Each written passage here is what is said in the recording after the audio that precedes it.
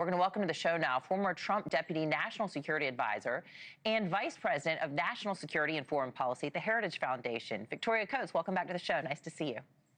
Great to see you, Anna. And we're taking a look once again at these live pictures there in Tel Aviv, and want to mention that President Trump and Prime Minister Benjamin Netanyahu are receiving a lot of praise for this deal. Take a listen to this. Very exciting day. Finally, the time is come.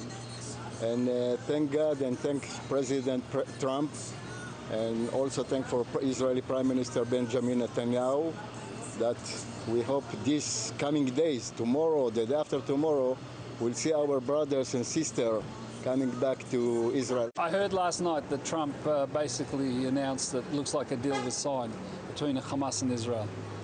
And I couldn't go back to sleep. It was very exciting, very exciting. We were so happy to hear that the hostages are coming back. This is the joy that we are waiting for this holiday. Thank you, Trump. Thank you, Netanyahu. Thank you. And Trump says that the hostages are going to be released, in 48 hours. What are you expecting, especially now that Israel is withholding the release of Marwan Barghouti? I'm not sure if I'm pronouncing his name properly, but he's one of these high-prized individuals. Could this hurt the durability of the ceasefire agreement?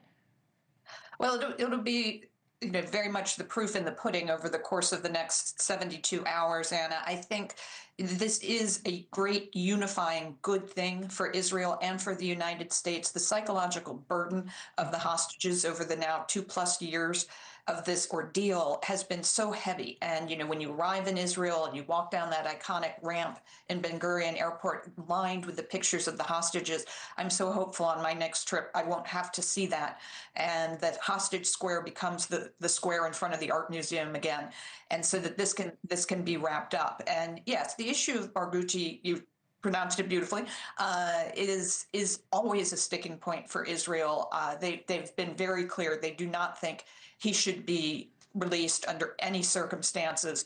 The risk is just way too high that he would become a focus for opposition, for violent opposition, not political opposition. But everybody else seems united. Everyone from Yair Lapid, the opposition leader in Israel, to Hillary Clinton are coming out for this thing. So I think we should get behind it, get the hostages out, and then we can talk about next steps. Yeah, it'll be nice for everybody to be able to take off those ribbons from their lapels, and for Jews across the globe to be able to wear their Jewish star, their Star of David, outwardly.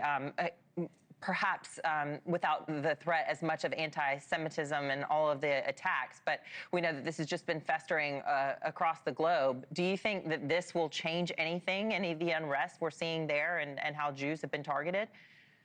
Well, I certainly hope it does here in the United States, because that's really what's been our main concern at the Heritage Foundation is what is happening in America, that we had such virulent pro-Palestinian and more aggressively pro-Hamas demonstrations than we did have pro-Israel demonstrations. And Hamas was the aggressor. They're the terrorists. They're the ones we should be protesting against, not for.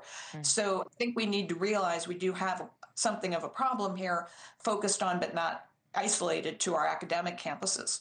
Well, Pennsylvania Senator John Fetterman has praised Trump for the Gaza deal, but most Democrats aren't going that far. They may be praising the deal, but not President Trump's hand in it. Many feel it's hard to call Trump a peacemaker amid his immigration raids and militarization of American cities. How do you see it? No, I mean, I can't explain what the Democrats beside John Fetterman, how they're responding to this. This is just a great and good thing. And if Hillary Clinton can get behind it, I would say that the Democrats in the United States Senate and the House can get behind it too.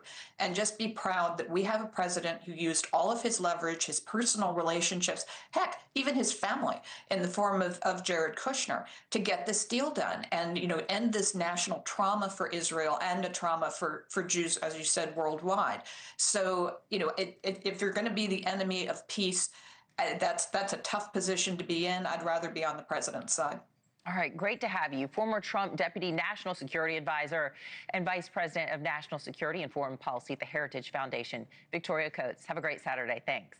Thank you for watching. Subscribe below and download our NewsNation app right now on your phone, and you will get fact-based, unbiased news for all Americans.